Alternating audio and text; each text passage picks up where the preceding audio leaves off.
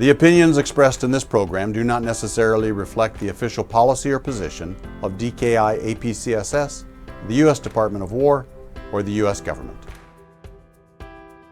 You know, like we're all getting into this exciting discussion about AI and cognitive warfare, or what some people call foreign information manipulation and interference, FIMI, if you prefer. But I think it's not fair to say, oh, this is disinformation. We're just in a noisy information environment, because we see really intentional campaigns, for example, from Russia and China, that are using generative AI tools to flood the airspace with spamouflage or with a fire hose of falsehood. These are the terms that are being used, using deep fakes, using generative, entirely generated people, even doing large language model grooming or intentionally poisoning chatbots. Aloha and welcome to Dialogue, where conversations shape security. I'm James Minnich, Colonel United States Army retired and professor here at the Daniel K. Inouye Asia Pacific Center for Security Studies in Honolulu, Hawaii. This is episode 59, Code, Cognition, and Competition, a dialogue with regional center experts on AI, cyber, and emerging technologies. For centuries, geography shaped strategy. Today, geography still matters, but increasingly, competition is unfolding across digital networks, algorithms, data, and even the cognitive domain. Artificial intelligence, cyber capabilities, autonomous systems, and other emerging technologies are transforming strategic competition. They're accelerating decision-making, creating new vulnerabilities, and challenging governments, institutions, and societies to adapt at an unprecedented pace. Yet their effects differ across regions. In some places, technology is outpacing governance. In others, interconnected infrastructure is creating new vulnerabilities. Perhaps most importantly, these technologies are changing not only how we compete, but how we think, decide, and trust. So the question is no longer simply what these technologies can do. It is how nations can harness their benefits while preserving resilience, human judgment, and security. To explore these questions, we're joined by experts from 4 regional centers, bringing perspectives from Africa, the Arctic, Europe, and the Indo-Pacific. From the Africa Center for Strategic Studies is Dr. Nate Allen, an expert on AI, cybersecurity, and technology governance. From the Ted Stevens Center for Arctic Security Studies, we welcome Dr. Kelsey Frazier, who work focuses on Arctic security and infrastructure resilience. From the George C. Marshall European Center for Security Studies is Dr. Schatz, an expert on cognition, AI, and human performance. And from the Daniel K. Inouye Asia Pacific Center for Security Studies, we're joined by Dr. Inez Miyamoto, a cyber resilience expert and former FBI special agent. Welcome to Dialogue, and thank you all for joining us. Glad to see you. So let's begin by establishing a common foundation for our discussion. Say, what makes a technology truly disruptive in a security context?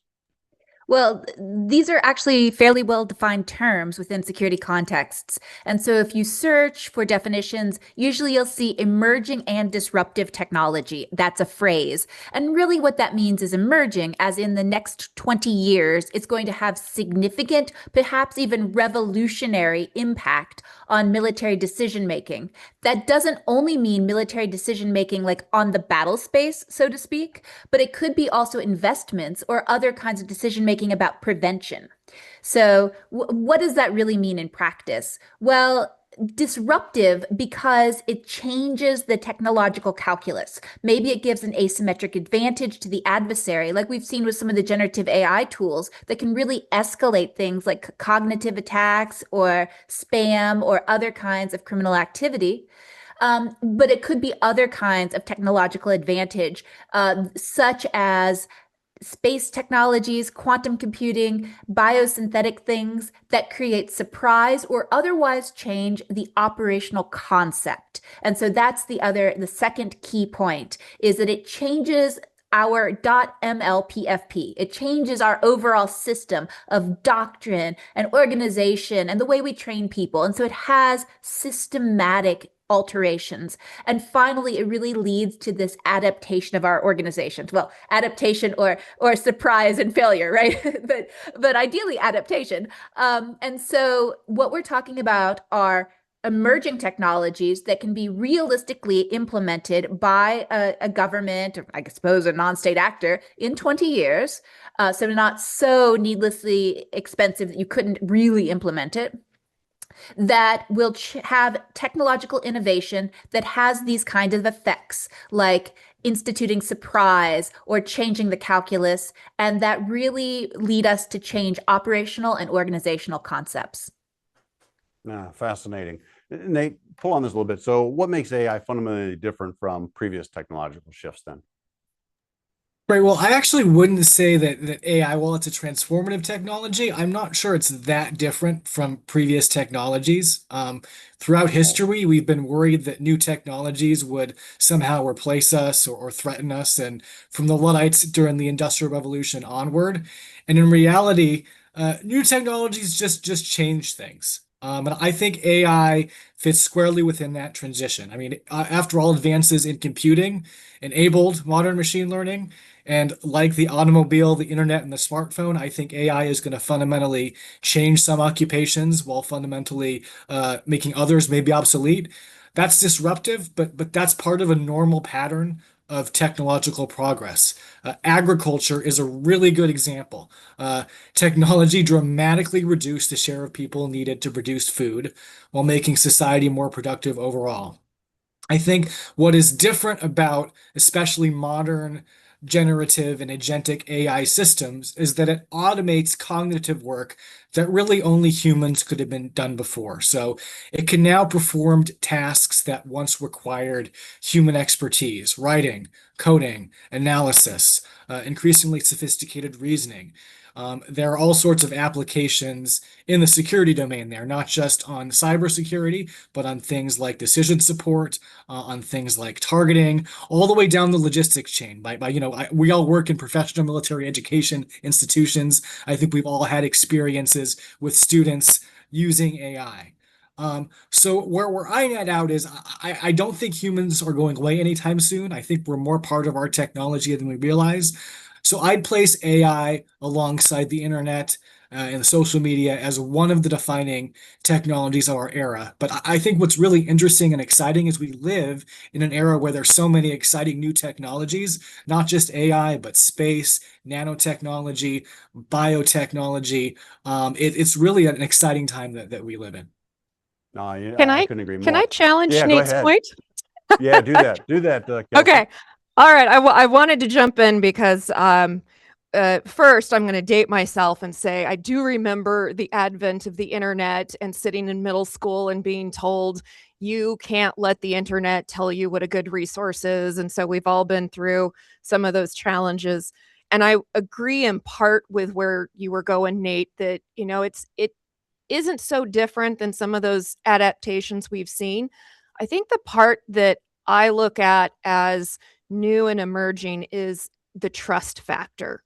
Have we been challenged by technology at any point in our history with this idea that I can produce information and not know if it's real? Paintings were great, agriculture, no problem. When the internet came forward, we got a little flavor of that with, well, is this a good reference or not a good reference? And now we're confronted with, is that actually a human that's talking to me? Is that actually that person's voice? And how do we make decisions in this space when we're not sure if we can trust what's on the other end? And it might just be particular to my region in the Arctic, but I think that's the part that is most confounding and interesting as we start to see this come out. Nate, what do you think? I mean, I agree that disinformation is a huge problem, but I also think that like and not being able to trust what's on the online is a huge problem. But looking at like places where I'm an expertise in, disinformation, a poor information environment, lies, not being able to distinguish fact from truth. It's like an age-old problem that societies have well before I think that the internet. And I do think though, to Kelsey's point. I do think we have to change about where we're changing where we get our sources of information and the tools and institutions and ways we think about how to get and verify and trust information. That certainly has to change. And I agree that is one of the areas absolutely in which AI is disrupting the most. But I don't Go think. ahead. Go ahead. Oh, I'm going to jump in. That's sorry, Inez. We'll let you speak too. But like we're all getting into this exciting discussion about AI and cognitive warfare, or what some people call foreign information manipulation and interference, FIMI, if you prefer. But I think it's not fair to say, oh, this is disinformation. We're just in a noisy information environment, because we see really intentional campaigns, for example, from Russia and China, that are using generative AI tools to flood the airspace with spamouflage or with a fire hose of falsehood. These are the terms that are being used, using deep fakes, using generative, entirely generated people, even doing large language model grooming or intentionally poisoning chatbots, other kinds of algorithmic manipulation, and even spear phishing like cognitive targeting. So I think that the science and technology that we're seeing today, digital systems, certainly cyber, but also our understanding of cognitive and social psychology and neuroscience and neurotechnology have really escalated that battle space to a place that I would actually argue this is a sort of, maybe even a revolution in military affairs, what we're seeing play out in the cognitive domain. No, I can tell already this is going to be a fantastic discussion together. We're all Let me pull feisty, aren't Inez. we? Oh, I hope it continues this way. Inez, I want to pull you in from a cybersecurity perspective. I mean, is AI changing the character of the challenge, or is it simply accelerating? And I would guess it's probably some of both. But what do you think? So I would say that it's not changing the nature of the challenge. The core for cyber is to secure trust and protect data. So that's not changing. What's changing is the speed, as you brought up, and the creativity which the adversary can use AI for deception and take technical capabilities. So low-end adversaries, non-state actors, are able to use these elite tools that they weren't before able to access or acquire.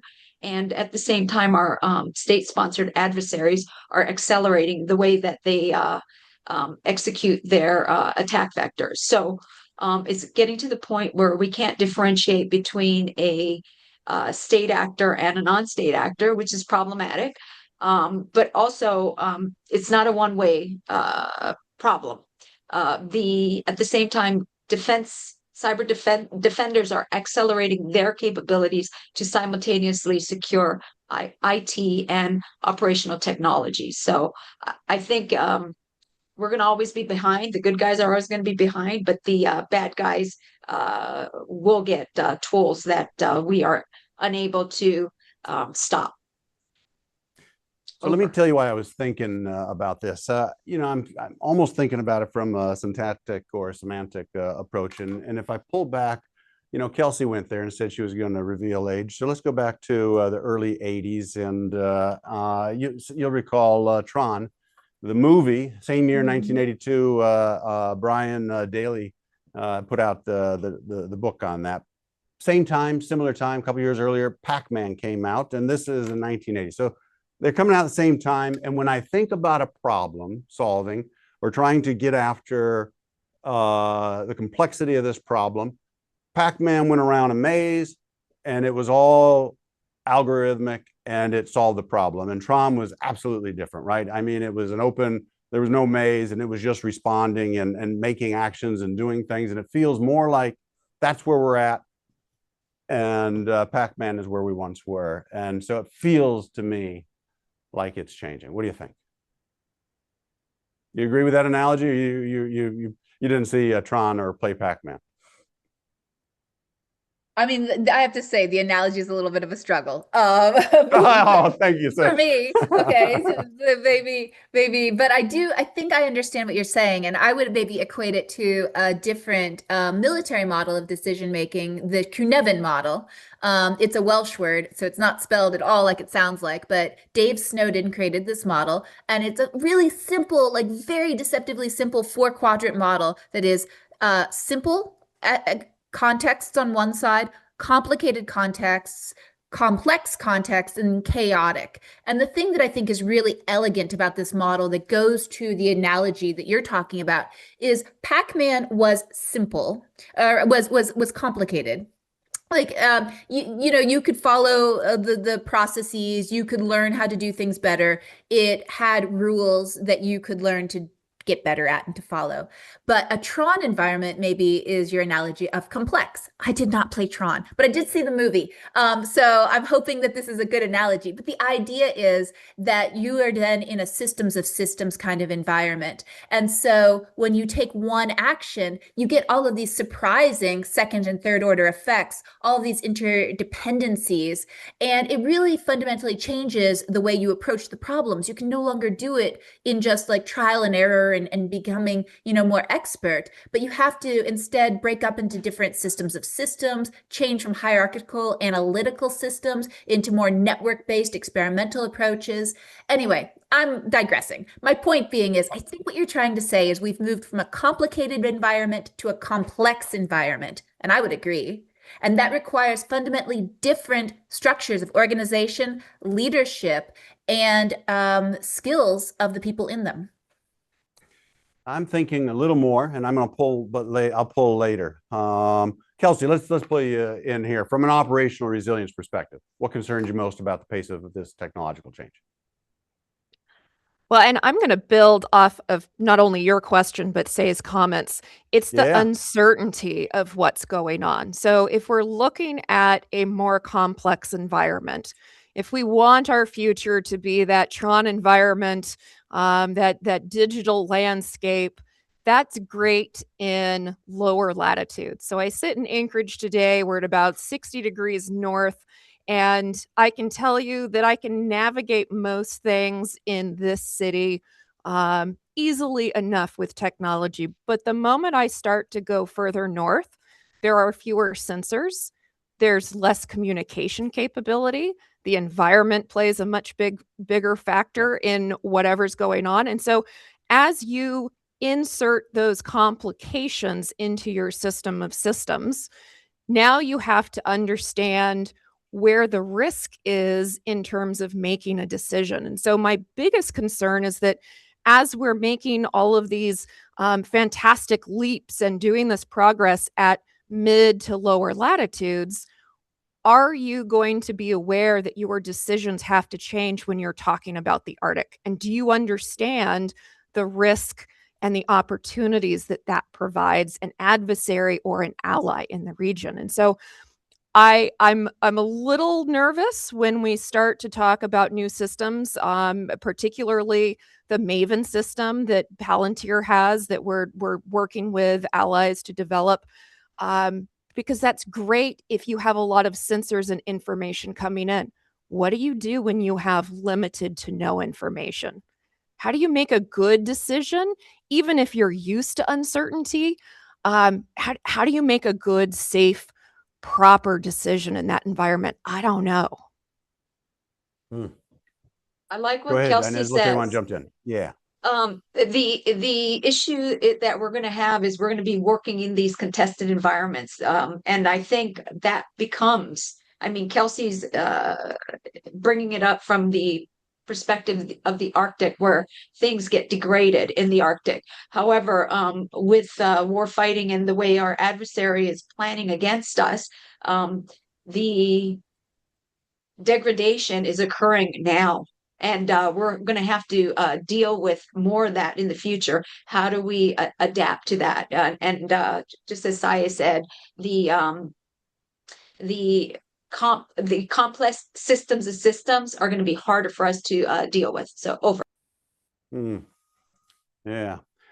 I want to come back, circle back to some vulnerabilities here in a bit. But Can, let's take can this I a can little I bit. Go can I ahead, jump in Nate. real quick? Yeah, I please think do. one of the things that hasn't been really adequately grappled with is the extent to which kind of enhanced OODA loop and decision cycle is really changing the character of war, right? There's been so much that's being written and talked about, needing to have a human in the loop and in control in order to prevent civilian casualties and things like that.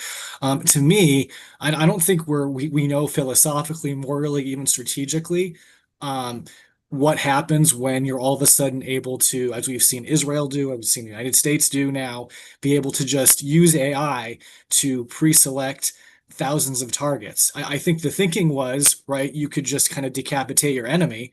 And that actually hasn't played out as I think any military that's attempted to do decapitating has tried. And I don't think we thought about any of the implications of that from virtually any perspective. So I think the thing about living in a very going from a complicated system to a complex system is we're beginning to see all of these second and third order effects of introducing a technology like AI into how we wage war, and nobody has been really ready to confront or talk about or think about some of them. So, yeah.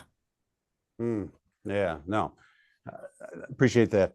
So I do want to circle back on vulnerabilities, and we'll do that. But let's go first. I want to talk about how these technologies are reshaping security in your respective regions, and so let's pull into the regions a little bit. So, Nate, where are institutions struggling most to keep pace with technological change? How do you see this? I mean, I think in AI, it's still for Africa, most of the continent, it's still just about basic digital connectivity, right? I mean, Africa has 1% of the world's compute, 2% of the world's data centers, and that's due not just to a lack of resources, but to kind of a lack of viable of adequate power, and water in some places, and digital connectivity. And you really can't have, you can have some, but you can't have much of an AI conversation, at least in terms of it being broadly accessible, without having those things. Nevertheless, I think we are seeing African security forces beginning to leverage AI, much like we're seeing it being leveraged in the rest of the world. You think it's on board drones and doing things like sensing and probably automated target recognition. They're being used to gather intelligence and in satellites and through electro-optical kinds of means. There are some efforts now to do military governance of AI. But you have both those things going on at once. Yeah. Kelsey, you started earlier talking about the Arctic. So where do you see the greatest gap between technological advancements and operational resilience? Give us a little more. Well, if we ignore the challenge with all of the sensors, energy is the biggest issue in terms of where your nodes are and where you're doing your computing, and then communication. So it's less about AI as a model or a piece of software that you can access, and more about how do you access it, what's powering that access, and it is just fundamentally kind of a weird place to be that we're still talking about energy and comms. And energy is a unique challenge for the North American Arctic. Obviously, our partners in the high north have solved that a little bit better, a little bit higher population density, but I think we're still going to confront that moving ahead. Yeah, no, thanks. Inez, I want to pull, Nate was talking about, Africa and it was a little bit further back, but the Indo-Pacific, particularly when you think about Northeast Asia, I mean, they sit at the center of the global technology competition that's going on, from supply chains to AI innovation, I mean, to cyber resilience. So here's the question. Where do you see the greatest gap between the technological change and the institutional readiness here? So there's two races going on, and the China is running a race on embodied AI. They're looking at ways to put the technology into systems, physical systems. The West is running a race on generative AI, meaning that they're trying to get AI that's as good as humans. So when you have two different races going on, we have a challenge. The issue with the China challenge is that they are looking at how do we monetize the AI that's built. So if we don't balance the two, we will fall behind. We do need the generative AI. You just have to get it to move ahead. But at the same time, we cannot neglect the physical to embodied AI in which you are able to monetize it and your economy depends on it. So I see Yeah, I that as the mean, biggest challenge for the region. yeah, China clearly is saturating generative AI in its apps, its cars, at a degree of velocity that we are not replicating. Though clearly the United States and other countries are seeking a high-end model of this, but there's a difference in how this is laying out. Say, I want to come to you. So where do you see the greatest gap between technological change and human decision making? Just in general What do you or think? in Europe Yeah, specifically? well, you can start off in Europe, but then you can pull it further if you'd like to. Well, so you changed the question a little bit, right? So between Slightly. AI and human decision making. Mm, So I'll answer that question versus the one you were asking everybody else. Um, okay. I guess. So to go back a little bit to what Nate was saying, I want to 100% agree with what I think one of the points that he was making, which I will say a little bit more bluntly, which is we cannot take these new technologies and put them into our same processes and then expect them to yield some amazing new result. So if we take AI targeting technologies, like what we're talking about with Maven Smart System, Lavender, Hezbollah, and Sora, sorry. And if you integrate those into your same old systems, and then you stick a human in there so that you can have, a check the box person who have like hit the button and been on the OODA loop, then you're not going to see this radical revolution. It's going to require not only the new technologies, but also new TTPs, new overall strategies, new organizational design in order to get to those innovations. And so, when you're looking across, whether you're talking about the US or any of the other areas of responsibility, I think that's such a challenge for people. You have these institutional systems that are built on bureaucracy, right? That's what they're supposed to be built on. And it's difficult for them to keep pace with change. And so you're seeing, laws are lagging, TTPs are lagging, but not necessarily on the adversarial side, particularly if you're talking about small groups or criminal or special forces, right? So they're able to adapt. And so all of the other things we're talking about are absolutely 100% still true. But I think that organizational inertia is also a big challenge for a lot of us. Yeah. No. It strikes me that each of us can identify this different adaptation challenge. I mean, there is challenges in governance, resilience, institutional readiness, human decision making. Yet adaptation gaps, I mean, they often reveal, really, in my mind, something deeper. These are the vulnerabilities that remain hidden until they're tested by crisis, competition, and conflict. So if we talk a bit about these emerging vulnerabilities, if we think that adaptation gaps reveal them, those vulnerabilities, then the next question perhaps is, what are we still misunderstanding? So let's go to Kelsey and say, so let me ask it this way. As societies become more connected and more dependent on digital systems, are we becoming more resilient or more fragile? Go ahead, Kelsey, from an infrastructure resilience perspective, what do you think? I'm going to argue that there's less fragility in the system because it forces us to work together at a level that maybe we don't see it today, but I suspect it's coming. And it has to do with a North American, maybe European mindset on do we trust this or not? And what I predict we're going to see moving down the line is that more humans will need to be involved rather than less. And that will start to play out when we start looking at distributed operations. So I'm gonna take the track of this will be okay because the reaction to the big scary box that's making decisions is that we're going to put more people into the decision making space. Okay, And- say from Cognition and Trust. Yeah, so I think what Kelsey is talking about are these organized systems, right? And so as we are being intentional, we can build things that are more robust because they have these different layers of defense and interoperability and capability. But I'm going to argue that from an even bigger picture, so not the intentional things, but let's say the context, the landscape that we're operating on, I think that we are at high risk of being less successful. We're seeing social fragmentation. We're seeing degradation in the cognitive domain.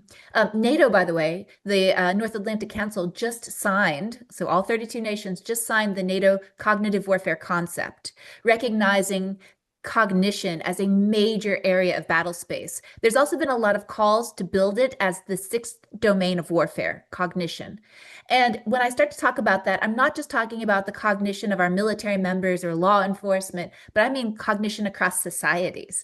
We're seeing massive decreases in social cohesion, of people being able to stay engaged. We're seeing the rise of nihilism, even the rise of nihilistic violent extremism because of our degrading cognitive space, whether we're talking about adversarial attacks, like I mentioned earlier, or we're just talking about the information overload and other kinds of what we've found now are kind of natural responses to our hyper-connected reality.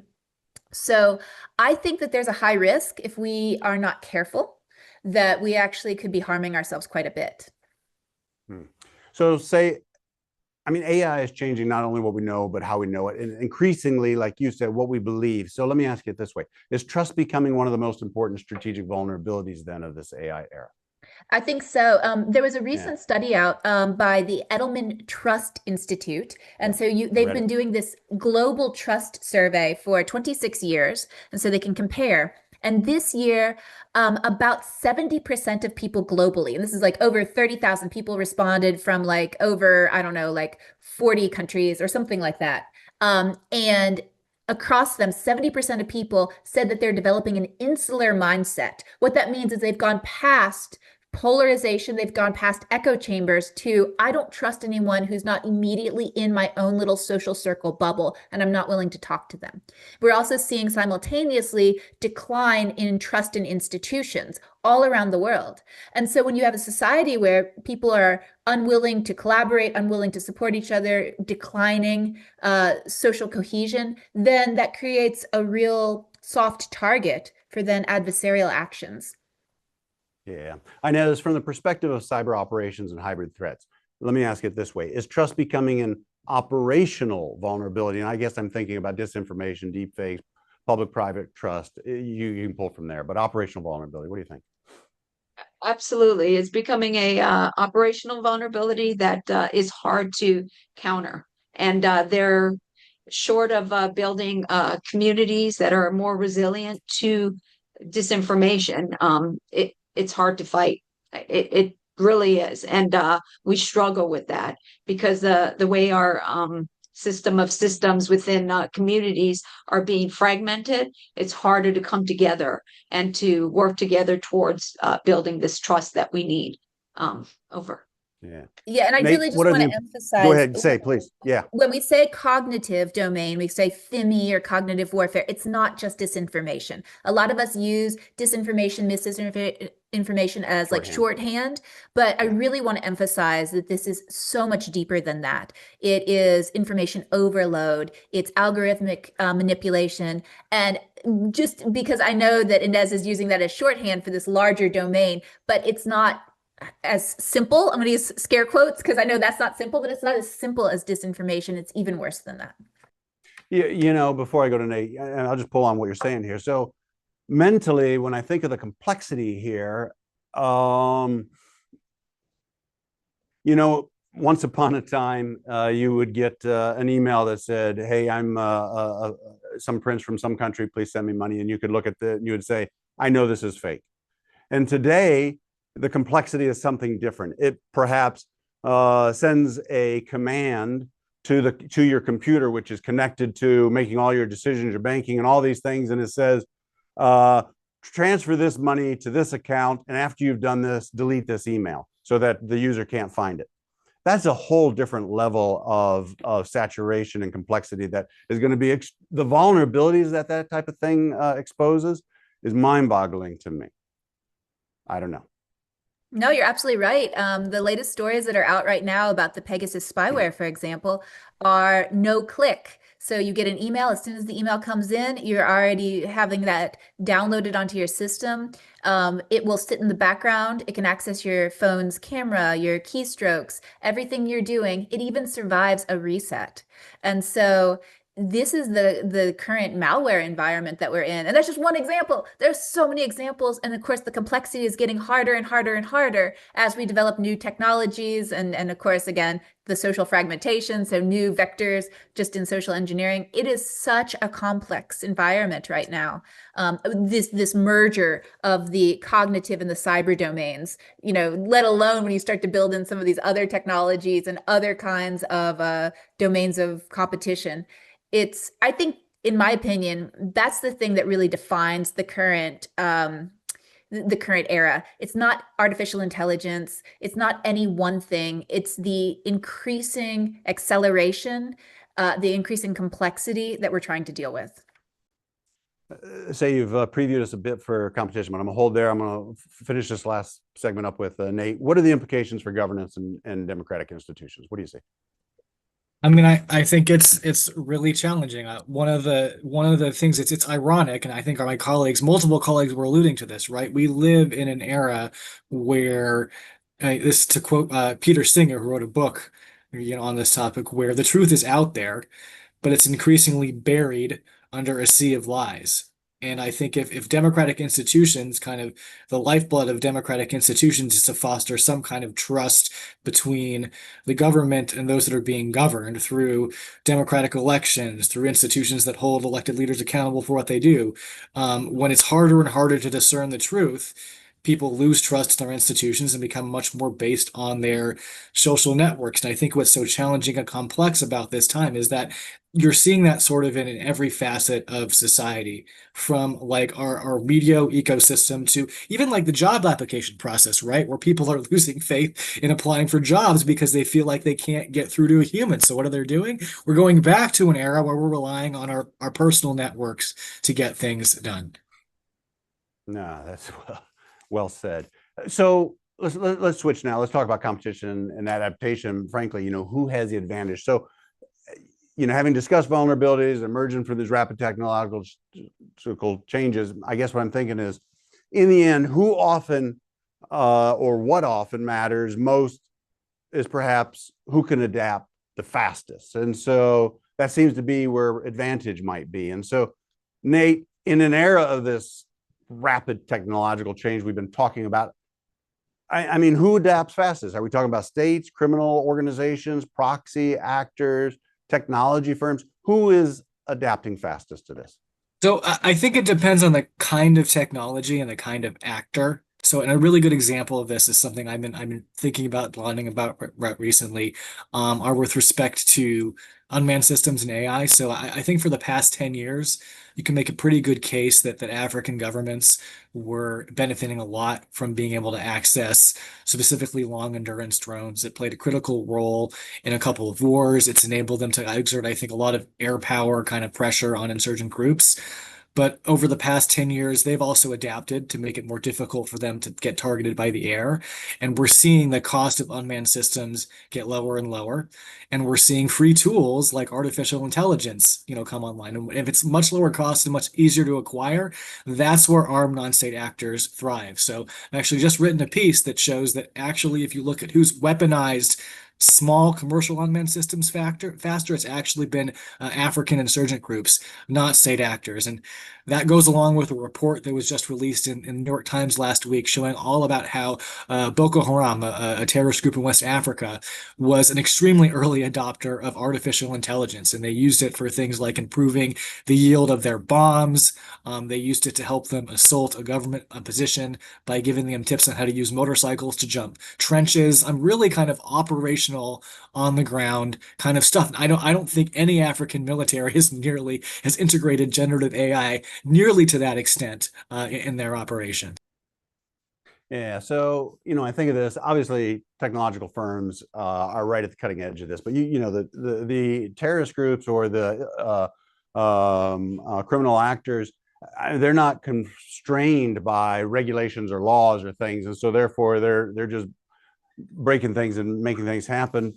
Clearly, states have degree of scale and that like you just said that these actors can't bring, and so they have some advantages. Inez, I mean, you spent your career confronting national state actors and transnational criminal organizations. So are you seeing these same dynamics? I completely agree with what Nate's saying. Hands down, they don't have to follow rules, regulations, or sovereign borders. So non-state actors are going to move faster than state actors. What I think that we forget is that as we move in this new era, that digital AI sovereignty is super important. We used to worry about the data, but what's important now is the compute. The issue is that what countries are going to be able to build their own compute. And when we say compute, we mean the hyperscalers and the technology capable of doing the 5,000 servers, which costs like $500 billion for one of these systems to be built. Countries that have the funding, I think Saudi Arabia and the UAE are building these types of systems, but the other countries are not going to be able to keep up. And how do we balance that? Over. I mean, do you think AI is changing this balance? I mean, I definitely think that AI is creating new forms of global competition as well as new types of advantage, particularly some of what you just heard, these asymmetric advantages that are going to the attacker. Now, will that be the case for forever? No, probably not, as our institutions adapt, but you get that first mover advantage that these, smaller groups or non-state individuals or less ethical state individuals have. And so they're able to leverage surprise. They're able to try things even if other people get hurt because they don't have the ethics. And so I think I do think that that is part of what makes a technology disruptive as well, is because you're seeing these changing incentives versus more conventional historical kinds of warfare. And as you get these new systems in place, like, okay, let's say that we get some new AI system in place, and then we use it to accelerate our chemical, biological warfare capabilities. And now somebody has a first mover advantage there, but they know everybody else is 6 months or a year behind. So now they want to use it and they want to, get their surprise. And so you can imagine this almost an arms race in science and technology, not specifically because we're all competing just in AI with AI, but because we're using these capabilities to try to multiply other kinds of science and technology within the hybrid threats kind of space. No, that's great. Kelsey, what matters more in today's strategic competition, resources or the speed of adaptation? And maybe I'm thinking about, resilience, iterative learning, adaptation, but you pull it from where you're thinking. Resources are great to have, but the speed of adaptation is both the risk and the advantage. And I live in a region where we've never had enough resources, and we'll probably complain about it arguably into the future. That will just always be the case. But can we use the newest technology to kind of leapfrog over a situation that, we might not be able to integrate? We've had lots of leapfrog moments in the Arctic where we go from lack of land-based internet to suddenly we have sat-based comms. It's like, well, that's fine. I don't need a landline if I have a satellite phone, not a problem. And so I'm waiting for the emergence of that AI leapfrog in the Arctic, because it's a region that historically is looking for an innovative method, not only to keep pace with the rest of the globe, but just because the environment demands it. So I'm starting to see, little peaks here. We're using and integrating AI in some of our indigenous corporations and groups within the region. They're using it for, domain awareness and environmental monitoring, but I can see how that could be leveraged in other spaces. So, yeah. Oh, nice. Nate, from the governance perspective, can institutions built for stability adapt fast enough? I think they can. I think it's just a question of will they? I mean, when I think about this, at least kind of looking at Africa, what's I think happened, especially over the past 20 or 30 years, is you now have a pretty broad divergence in government capacity. Some countries, Morocco, Nigeria, Kenya, Egypt, have pretty sophisticated technological ecosystems, indigenous defense industrial bases, are always kind of at the front of the pack when it comes to kind of releasing new AI strategies, policies, norms, or ethics. Nigeria, for example, just kind of purchased an AI command and control system from a vendor in the UK.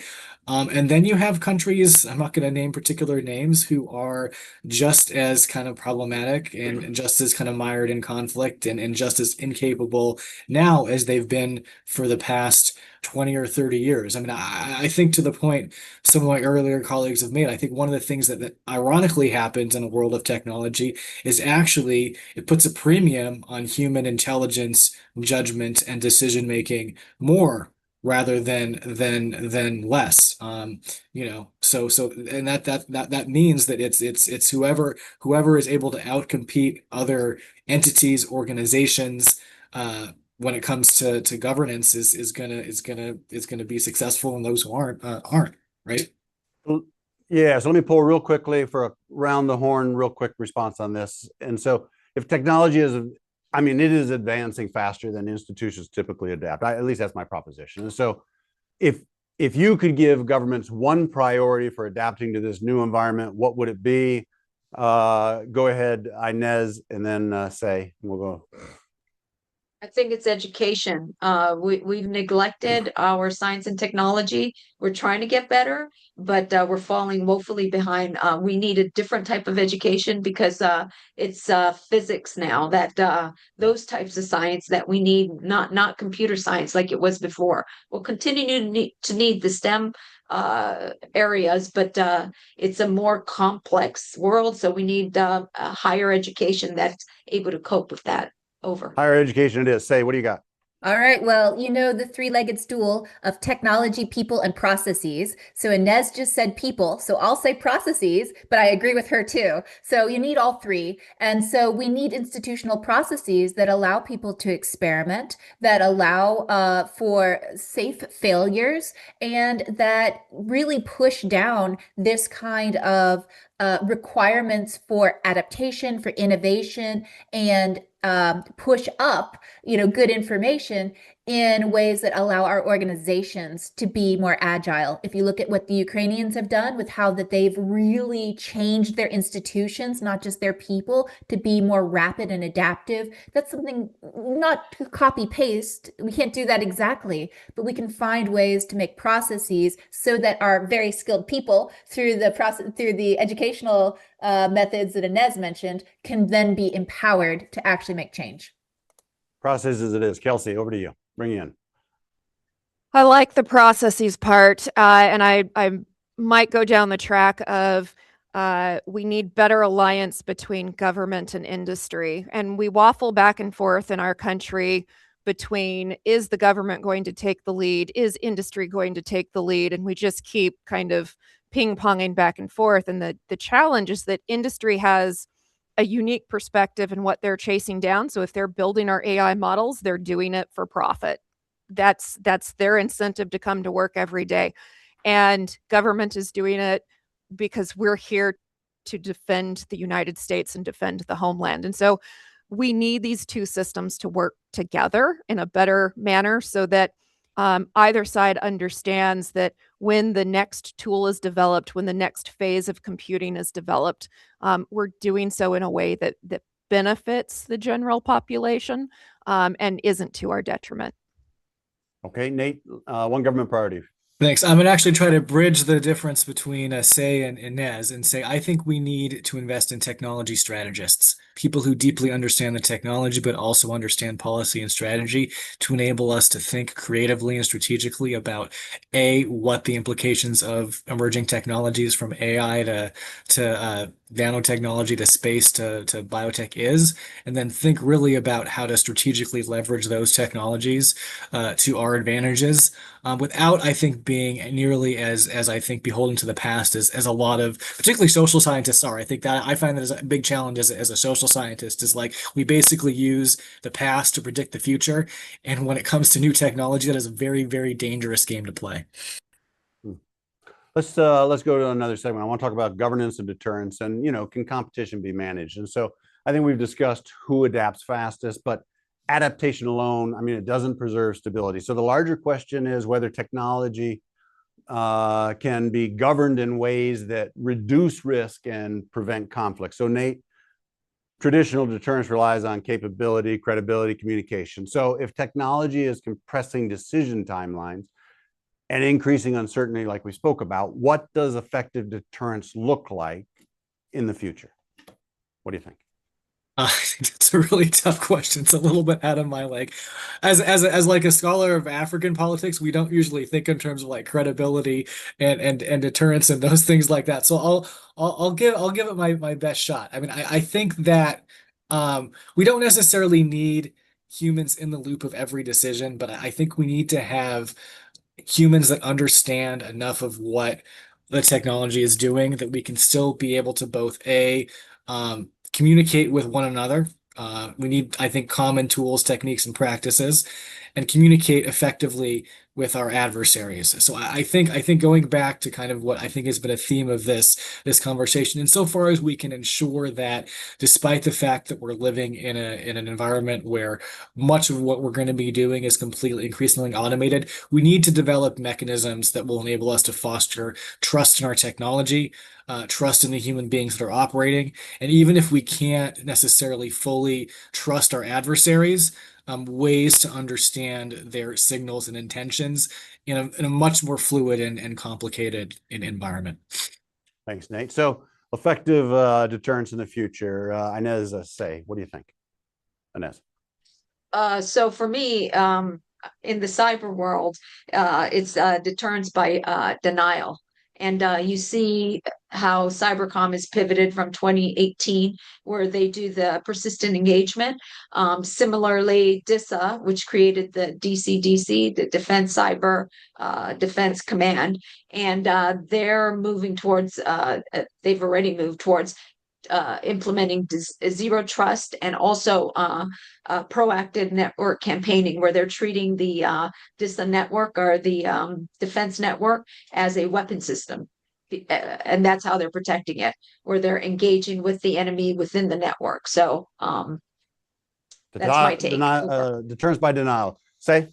Well, I'll agree with that, but I'll add to that we also probably need, I don't know if deterrence is the right word, but we also need escalation where appropriate. We are currently in a hybrid war, right? We are currently across Western allies, across all of our areas of responsibility, experiencing hybrid operations. And we need to have new methods of military strategy, I think, for the kind of era that we're in. So traditional concepts of deterrence, when you're talking about like a Cold War, nuclear era, are just not the same now when you have all of these non-state actors and state actors and cyber attacks and sabotage and things that are below the threshold of war and cognitive attacks all happening simultaneously.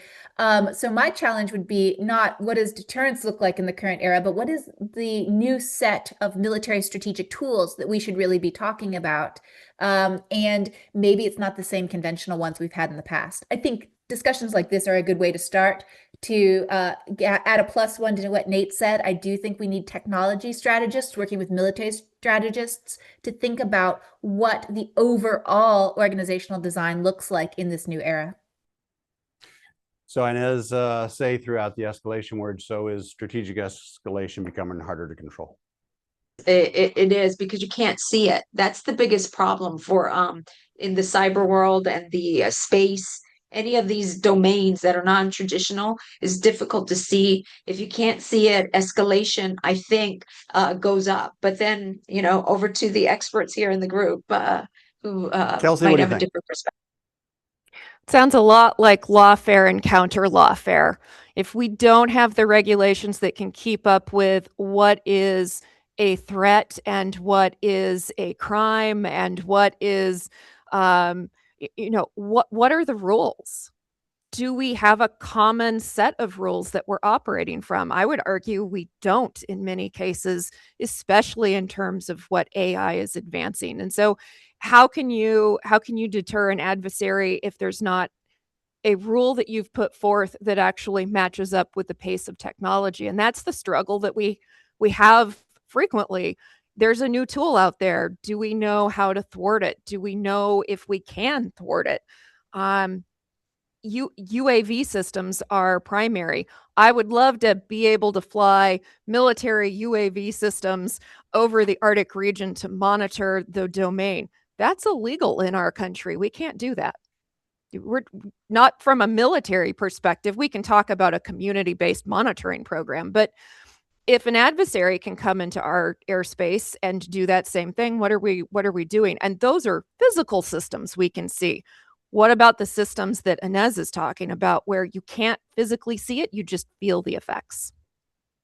Okay, so I'm going to send this next one to Say, and then Nate, if you'd respond as well. So, I mean, so if competition cannot be eliminated, how can it be managed responsibly? Or maybe if I state it differently, what norms, guardrails, or partnerships matter most then? Say, then Nate. Oh gosh, I mean, that's a great question, but I'm not sure that I know the answer. What norms and partnerships matter the most? Oh,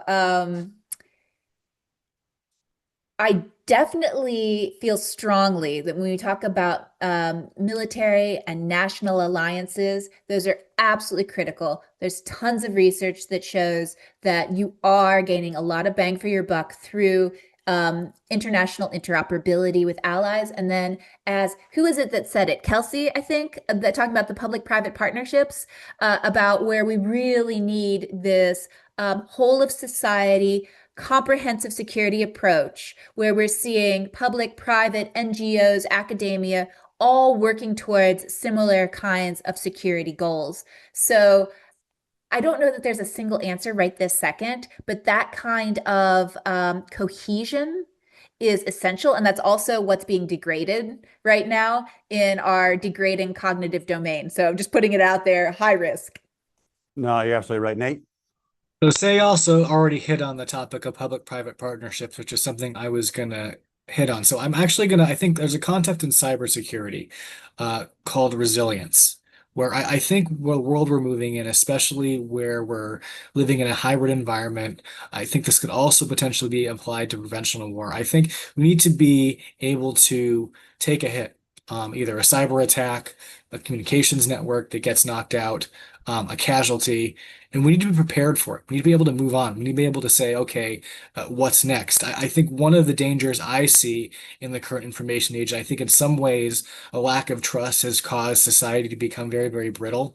And kind of any kind of like setback is seen as an opportunity to kind of cast aspersions against whatever party, whatever faction, whatever leader, rather than coming together and saying, okay, this is what we expect. I mean, this is the world we're living in now, where there's just a lot of complexity and a lot of different ways that somebody can harm somebody else, from a cyber attack to an assassination to a drone attack. And I think so. I think thinking more in terms of how do we foster resilient people, resilient processes, and resilient technologies to kind of highlight and underscore what Shay said is going to be essential to effectively competing in all domains for the coming era. Let's go to this last segment I want to talk, and that's the looking ahead. I mean, what comes next? So we spent much of this discussion examining today's challenges. I mean, from governance and resilience, even to competition and deterrence. But what comes next? I mean, so if you look, and I want to go around the panel quickly, but looking ahead to, let's say, 2030, what emerging technologies or combination of technologies is most likely to reshape the security within your region? So Nate, Kelsey, Inez, Say. Nate. I mean, I think for me, it's unmanned systems far and away are really the one because, there are a lot of wars in Africa. And I think, we're seeing, I think over 37 African countries, every major armed non-state group has adapted unmanned systems. When we're talking about countries who kind of prior to 10 or 15 years ago didn't even really they had air forces that existed on paper. So just the reach of both a state and armed state non-actors is fundamentally transforming it. And I think in every conflict, every country, every state is in the middle of trying to grapple with this shift. In no small part because with a lack of air power, there's also been a lack of air defenses. So Yeah. especially now for 2020, I think that is going to be the single biggest technological shift that all states in the region are in one way or another going to be dealing with. Yeah, well said, Kelsey. So I'm going to tell you that it's quantum computing. And the reason that it's quantum computing is because we are looking at zero trust architecture. And how do we trust the information coming in and how do we trust the information going out? And so if we can get quantum computing to a level that can be integrated into more of our systems, something that is well beyond the theoretical into the practical, jumping over the huge chasm that requires, then we're going to be able to solve maybe one of the issues we've talked about today. So I think as a society, as we have come to this communal realization that the technology is scary and does scary things, we're going to have a push more toward how do we trust so that we can go back to really a better societal environment. And that's what I'm putting my money on. Okay, Inez. I'm the same quantum, but in a negative aspect. The adversaries have stolen our data, and now they're going to be able to decrypt it. So they'll have a better operational perspective of how we operate and information about us. Number two is quantum communication, in particular, because I believe that that's going to be one of the ways that we could secure things for the military aspects, but also it's going to be a way to guarantee that the through space, through other systems that are already built right now, China's already demonstrated it can be done. It will be a problem in the future. So over. Okay, say. All right, so I'm going to cheat a little bit. So I'm going to say the biggest disruption in the next, 5 to 10 years is going to be AI plus fill in the blank. AI plus quantum, AI plus synthetic biology, AI plus neurotechnology, and the creative application of that convergence. So what we see already right now is different militaries, non-state actors using generative AI. And particularly in the larger militaries, we're seeing it bolt on to existing processes like we've already talked about, right? So you have your existing process, you stick some AI into it and it's kind of mid. But I think if we're creatively using AI plus some of these other technologies, it's going to create surprise. It's going to create crazy distortions and complexity. And I think that's going to be the most disruptive thing. One final question here on this segment. I'm going to go with Inez first. I mean, really, it feels like we're living through a period of this continuous disruption. So is AI making the security environment more unstable? Or can it help societies better manage uncertainty? What do you think, Inez? More unstable by far. More unstable. Yes, and I'm not sure how we can cope with it. Of course, I'm looking at it from the negative perspective and security. It can bring capabilities that we never had before, better health, better, you name it. But I think we're going to be suffering from many of the adverse effects. Over. Kelsey? I want to agree with Inez, but I also want to offer up that it is coming from someone who is firmly in midlife. So when I look to the generations younger than me, their frustration with what we have developed is going to change that dynamic a little bit. I'm looking at my son who will be able to vote in the next presidential election and his use or lack thereof of technology. And I'm going, interesting, curious to see how this will play out. Nate? Sorry, I didn't catch the question. Oh, no, just asking about as we look to the future here, whether or Oh, not sorry. Oh, we're still on the future yeah, yeah, technologies. yeah. Um, Whether or not AI, whether this technology is going to make us better or make us more fragile. Honestly, I have no idea. I think that that's one of the fun things about being a human being is that we make choices and the choices has consequences, and there are a lot of choices that I think every actor is going to be responsible for figuring out whether our technology ultimately makes us better or worse. I think maybe, to be a little more nuanced, maybe both at the same time. I think that's kind of been the legacy of every technology going back, hundreds of years from, the electric power to, nuclear energy and nuclear weapons. It just changes us at the same time as like posing new challenges and makes us both better and both worse. Hopefully we can keep it together so that we're still around in the next 50 or 100 years. But yeah, I think that's the best I can do.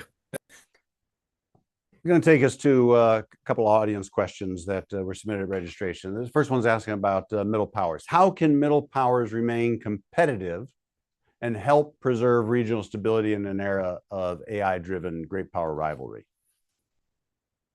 Middle powers. Say, would you like to start there? Well, okay. I mean, I can try. This is probably a good question for people who are working a bit more in international security strategy on the political side. But I would say that what we're seeing here, the different kinds of emerging technologies don't necessarily benefit these large state actors solely. I mean, you already see very small groups, non-state actors, being able to gain quite a bit of advantage. That said, if you're not trying to go through one of those like innovative, disruptive kind of approaches, it's all about partnership, right? And so collaborating, creating interoperability, and every nation has unique capabilities that they can contribute.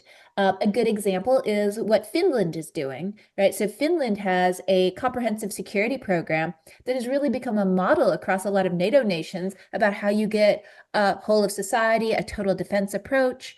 And, that country has what, maybe 6 million, 7 million people? And so I think it's less about the specific size. It's more about the partnership. It's more about the innovation. And it's more about leveraging the strengths you have. Nice.